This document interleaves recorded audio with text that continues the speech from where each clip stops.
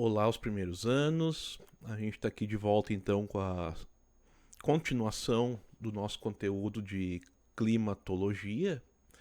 Na primeira videoaula desse assunto, nós vimos ali vários conceitos de diferenciação de clima de tempo atmosférico.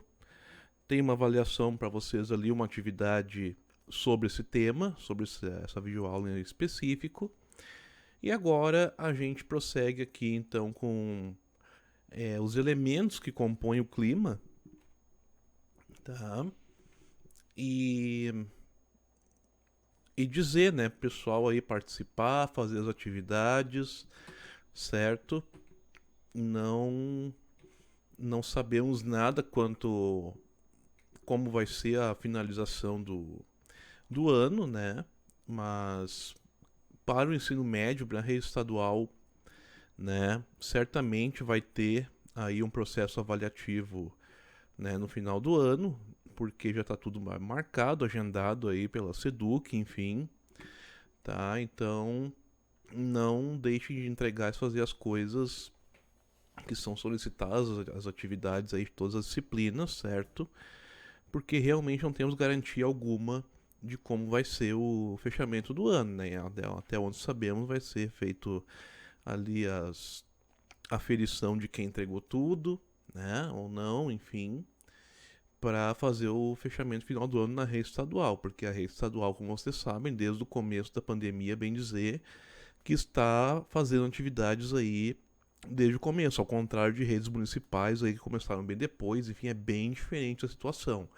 Não dá para achar que é a mesma coisa, tá? Então a rede estadual tem uma situação diferenciada, onde foi oferecido, né, está sendo oferecido atividades remotas desde o começo do processo da pandemia, praticamente. Não houve interrupção quanto a isso, né? A gente parou as aulas presencial ali em março e em seguida já retomamos via remota e estamos até aí fechando o ano desta forma, na rede estadual. E as redes municipais aí é que tem uma diferenciação, que muitos deixaram, né, para mais tarde, enfim, então a situação é bem diferente do estado, tá? Então, eu sugiro que todos vocês aí se comprometam aí a entregar as atividades, realizar os processos, todos os pedidos aí pelos professores, porque vai haver sem dúvida aí um momento de conselho de classe em breve aí os fechamentos finais do ano, tá? Então essa é a minha sugestão aí para vocês, alunos, né? Para aqueles que não pensando em não fazer e tal, porque podem, né, ter uma surpresa desagradável logo ali na frente por essa decisão aí, tá? Então aí falta de aviso não foi. Vamos muito bem, vamos lá. Elementos do clima, pessoal. O clima é composto aí por elemento temperatura, umidade, pressão atmosférica, ventos e chuvas, tá? Observação ali, né, que determina o tipo de clima de uma região, esses elementos aí. Então agora eu vou maximizar aqui para vocês terem uma visão privilegiada desse conteúdo. Vamos lá. Então, primeiro elemento, né, temperatura. Corresponde aí à quantidade de energia absorvida pela atmosfera após a propagação do calor absorvido pelo planeta nas porções sólidas e líquidas, tá? Então, a atmosfera não é aquecida pelos raios solares quando emitidos diretamente pelo Sol, e sim após reagirem com as superfícies sólidas e líquidas do planeta, ou seja, a troposfera é aquecida pela irradiação. Pessoal, isso aqui significa dizer o quê? Que a energia do Sol, tá? A radiação do Sol por si só, ela sozinha, ela não aquece nada, tá? Ela tem que estar em contato com alguma coisa, né, para poder gerar calor. Basicamente é isso aí. Aí tem uma coisa chamada nesse meio aí de albedo terrestre. Não vou aqui me adentrar tão forte quanto a isso, né? Mas o albedo terrestre significa o quê? É a capacidade que cada objeto, cada elemento que tem na superfície da Terra tem, né, de absorver mais ou menos calor. Né? Basicamente é isso. Né? Então, é aquilo, as superfícies de cor mais escura, elas tendem a aquecer muito mais, absorver muito mais calor, a reter muito mais calor do que superfícies de cor clara, né? Então, isto é o albedo terrestre, tá? Então aí vai ver uma floresta tem um percentual X aí de absorver calor, as nuvens por serem brancas, né, vai ter um percentual bem alto de albedo, né? Elas vão refletir a maior parte dessa radiação solar de volta para o espaço, enfim.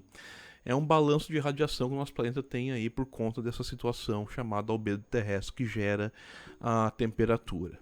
Tá? Mas eu não vou me adentrar muito nessa parte aí porque não é o objetivo aqui. Só dei uma pincelada aí para vocês terem uma noção, uma breve noção desse tema. Aí depois temos aí a umidade, tá? Que é bastante importante para o clima, né? Corresponde à quantidade de vapor d'água presente aí na atmosfera, né? Na troposfera, que é a camada mais baixa da atmosfera, que nós estamos em contato diretamente. Tá? Daqui a pouco, mais adiante, vai ter aí as camadas da atmosfera para vocês terem uma noção. E isso pode ser expresso em valor absoluto, né, gramas por metro cúbico, ou um valor relativo em percentual, que é o mais usado. Tá? A umidade é relativa ao ponto de saturação em vapor de água na atmosfera, em média 4%. Chegando a esse número, certamente teremos precipitação, ou seja, né, as famosas chuvas aí. 80% de umidade relativa significa que a retenção de vapor na atmosfera é de 3,2% em termos absolutos. Aí temos a pressão atmosférica, que é muito importante, né? Ela é uma força aí provocada pelo peso, né, da atmosfera, do ar, tá? E de todos os gases que compõem a atmosfera. Pode variar aí com a altitude e a latitude. Né, a altitude, né? Quanto maior a altitude, menor a pressão atmosférica. Por quê? É aquela questão de ser mais frio onde é mais alto, tá? Porque os gases, né, e o próprio ar eles têm um peso e por eles terem um peso, eles tendem a vir mais para o nível do mar, né? Eles vão ser rarefeitos em locais mais altos aí do nosso relevo terrestre. Por isso, então, que a pressão atmosférica é menor aonde a altitude é mais alta, né? Enfim, é aquela história do jogo de futebol, né? Que jogar na altitude é tão difícil, né? A bola corre mais rápido, enfim, tudo tem uma diferenciação em relação ao lugar, ao nível do mar. Quanto mais próximo do nível do mar, maior é a pressão atmosférica, sem dúvida. Né? E é muito importante, né? Como é que a gente então, ela pesa muito, é um peso enorme, né? Que a atmosfera exerce sobre nós, né? E sobre tudo que tem na superfície. Mas nós, seres vivos, né? Como é que a gente não explode simplesmente com esse peso todo suportado, né? Porque nós temos uma pressão interna. Vocês todos já devem ter medido a pressão alguma vez na vida. Né? Então, quando essa pressão interna da gente ela é desregulada, fica muito alta ou muito baixa, né? Nós temos problemas aí de saúde. Ela tem um valor médio ali que nos mantém estáveis, tá? É essa pressão que faz nós aguentar essa pressão externa aí, que é a pressão da atmosfera. Pode ver, quando alguém é ferido, uma facada, um tiro, por exemplo, sendo bem extremo aqui, qual é a primeira coisa que acontece? A nossa pressão ela vai cair vertiginosamente, tá? Muito fortemente. E ela caindo, a gente passa a ser esmagado então pela pressão atmosférica externa. Começa a esmagar os nossos órgãos internos, né? E os pulmões passam a ser comprimidos, enfim, de forma que a gente não consegue respirar. Literalmente é o que acontece aí com essa pressão atmosférica sobre o nosso corpo. Se a nossa pressão interna não está em dia, nós temos problemas de saúde bem graves. Aí temos a questão dos ventos, né, que a gente já falou bastante disso em massas de ar. Né? A dinâmica das massas de ar quente e fria, que eu já falei para vocês lá nos fatores, é o principal fator aí que vai explicar aí os ventos, né? Então, o que gera vento, né? A radiação solar, o movimento de rotação da Terra, enfim, são essas forças aí em conjunto que faz com que exista o vento, tá? Em movimento. Muito bem. Aí, claro, a gente pode classificar, os ventos são classificados em vários tipos aí, pelo planeta de acordo com a altitude, né? Tem as correntes de jato que estão a uma camada mais alta da atmosfera, enfim. Mas não é nosso objetivo aqui analisar agora, nesse momento, todos os tipos de ventos. E agora passamos aí rapidamente, né, aos tipos de clima. Polares ou glaciais, tá? Temperados, mediterrâneos. Vamos para o mapa aqui que fica melhor da gente visualizar. Então, é aquela história, né, que eu falei para vocês lá nos fatores do clima. Na área mais central do planeta temos os climas mais quentes ali, como podem ver, as cores mais quentes estão na área central, que são os climas ali equatorial, tropical, né, principalmente. E depois ali as latitudes intermediárias, junto ao trópico ali de Câncer, Capricórnio. Vamos ter o clima ali subtropical, temperado, mediterrâneo, tá? Climas desérticos também junto ali, semiáridos, tá? E aí lá nos círculos polar antártico e ártico, nós vamos ter, né, os climas frio de montanha. Frio de montanha depende da altitude, né? Então mesmo pode ver que mesmo na linha do Equador ali, onde tem, por exemplo, a Cordilheira dos Andes, que chega ali a 3.000 e poucos metros, né? Por mais que esteja em 0 grau de latitude, no Equador vai ser frio por causa da altitude. Tem o oxigênio rarefeito, né, nessa altitude aí, certo? É um dos momentos em que o fator altitude se sobrepõe à latitude, né? É isso daí que acontece. E o clima polar ali, os climas polares que tem na Antártica e no Ártico. Tipos de clima, né? Aí os polares ou glaciais, né? Regiões de altas latitudes, tá? Como já expliquei ali, apresentam sempre temperaturas abaixo, máximo de 10 graus no ano, né? No verão, digamos assim. E depois temos aí o temperado, os climas temperados. Temperado com o que, né? Com cebolinha, salsinha, né? Não, é com frio e calor, né? Novamente. Tem as 4 estações do ano aí geralmente bem definidas, enfim. E tem os subtipos ali. Depois temos aí o Mediterrâneo, o clima mediterrâneo, verões quentes e secos, invernos amenos e chuvosos, tá? Bastante parecidos com os climas tropicais, porém apresentam menores índices de chuva pluviométricos, né? E suas chuvas concentram-se no outono e no inverno.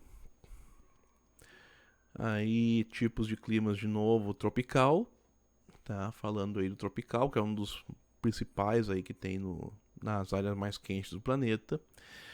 Climas quentes durante todo o ano, apresenta apenas 2 estações definidas durante todo o ano, verões quentes e chuvosos, invernos amenos e secos, tá? E também tem ali as suas subdivisões.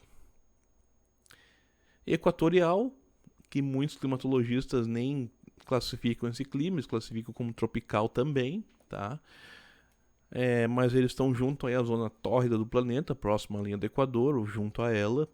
Apresenta temperaturas bastante elevadas e chuvas bastante intensas durante o ano todo, que é o caso do Amazonas, por exemplo.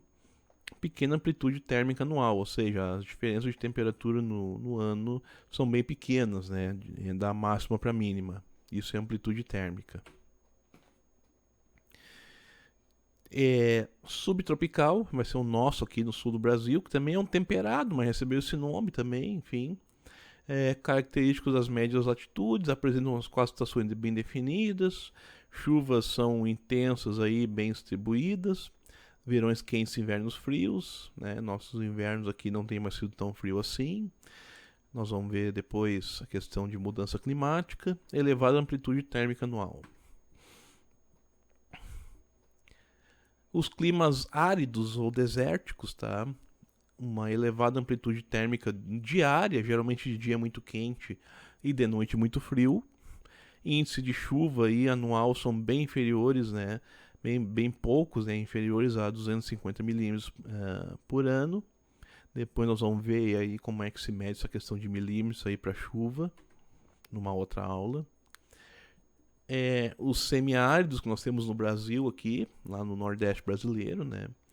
Clima de região de transição, apresenta chuvas escassas e mal distribuídas ao longo do ano, geralmente não passa de 500 milímetros no ano. Tá? E aí, pessoal, passamos aos climas no nosso país específico, né? Basicamente são 3 macroclimas, né? Equatorial, tropical e subtropical. Sendo que o tropical é subdividido ali em tropical semiárido, de altitude e litorâneo. Tá? Então, nós vamos ilustrar isso aqui, os climas do Brasil, através do mapa, que fica mais fácil a gente visualizar. Então, temos aí o equatorial úmido ali em rosa, né, no norte do Brasil aí, noroeste, né? Um equatorial semiúmido ali também junto à região do Pará e Roraima, tá? Aquele laranja ali, bem lá no topo, né, no norte. Ali aparece o semiárido brasileiro em laranja, tá?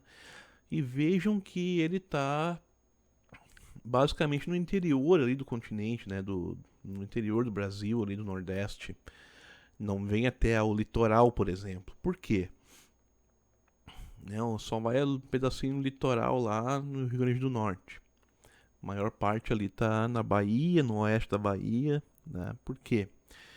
Porque ali, basicamente naquele contorno leste do semiárido, tem ali um grande planalto, né? Um grande conjunto de montanhas ali, que é o Planalto da Borborema.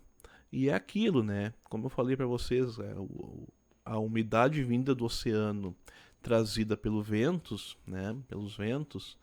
elas só vão chegar a uma distância maior para o interior do continente se o relevo for bem planinho. E ali não é o caso, né? Tem esse conjunto de montanhas ali que faz aquela barreira ali, né? E impede ali a umidade de passar pro outro lado. Só passa vento seco pro outro lado, bem dizer, ar seco, enfim, sem umidade nenhuma. Ou com muito pouca, né? Que não vai gerar chuvas aí. Então, é o que acontece ali no semiárido do Brasil, basicamente.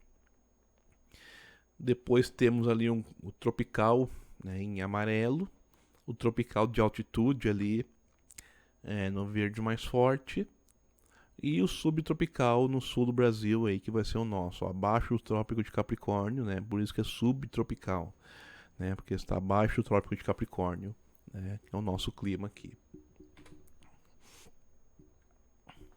E para finalizar, pessoal, aqui temos as massas de ar no verão, né? Em janeiro, e as massas de ar no inverno, em julho.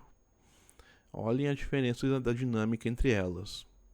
Temos ali em janeiro, né, no primeiro quadro à esquerda, a massa de ar equatorial atlântica, né, lá no Oceano Atlântico, ali no norte. Olhem a área de atuação dela em janeiro. A equatorial continental, em vermelho ali, olha a área de atuação dela no verão. Tropical atlântica, né, ali no Oceano Atlântico, no sul. E a tropical continental também no sul, ali em verde. Né? E aí olhem a mudança que tem ali para o inverno, né? Em julho, as áreas de atuação dessas massas de ar como mudam. Né? A equatorial atlântica em laranja lá se desloca um pouco mais ali para o oeste. A equatorial continental se reduz bastante a área de atuação. A tropical atlântica aumenta a área de atuação, tá? A tropical continental basicamente permanece inalterada, pouca mudança. E aparece uma nova ali que é a polar atlântica, né? Massas de ar frio vindo da Antártica, tá? E chega a mandar massa de ar frio até o Amazonas, né? Onde baixa lá as temperaturas deles, lá dos 24, 25 graus diários que eles têm, para 21, 22, né, 20 graus, e para eles já chamam isso de friagem, tá? Então, permanecemos até aqui nessa segunda videoaula sobre climatologia. Vai ter mais uma que eu vou lançar para vocês aí nas próximas semanas, que vou falar sobre camadas da atmosfera, né? E mudanças climáticas. Né? Dar umas pinceladas sobre isso aí. Então, pessoal, Agradeço a quem assistiu até aqui. Fiquem atentos aos conteúdos, tá? Digam pros colegas aí de vocês para realizar as atividades, porque, né, nós teremos todo o procedimento aí de conselho de classe, né, avaliações finais, enfim, fechamento de percentuais atingidos por cada aluno, tá, nas entregas de atividade. Se estão preocupados com o ano de vocês aí, em termos de aprovação ou não, sugiro que realmente façam, né, as atividades que estão sendo, que o Estado está oferecendo desde que a pandemia começou, que as aulas pararam presencialmente. Né? Não é a mesma coisa que os municípios aí que começaram bem mais tarde, tá? Então, fica a dica aí para vocês se ligarem, ok? Um abraço a todos e fui!